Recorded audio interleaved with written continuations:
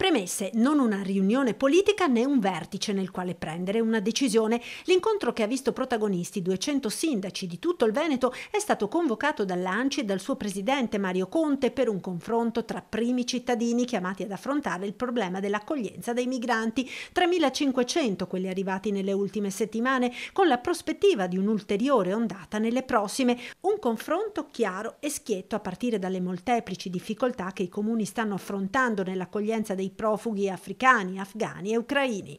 Le disponibilità dei sindaci, anche quelle più disponibili, sono davvero molto limitate.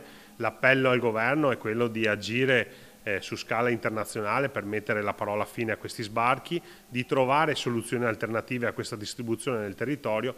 Nel frattempo noi cercheremo, attraverso il dialogo con i prefetti e conoscendo magari delle realtà private, parrocchiali, disponibili ad accogliere 1, 2, 3, 4 persone, cercheremo di metterci a disposizione.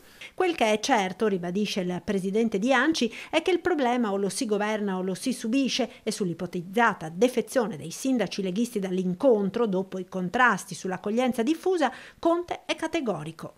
Non c'è stato nessun boicottaggio da parte della Lega, anzi molti sindaci leghisti erano presenti a questa riunione e li ringrazio. Poi mi sono confrontato nei giorni scorsi anche con il segretario Stefani, però la riunione di ieri non era politica, è una riunione amministrativa, tant'è che in premessa dell'incontro ho detto che non eravamo lì a fare una discussione politica per chi è a favore o chi contro l'accoglienza, per chi è a favore dei grandi centri o dell'accoglienza diffusa, ma eravamo lì per condividere la fotografia dello stato di fatto di questo periodo storico e soprattutto per assumere un atteggiamento responsabile a fronte di un'emergenza.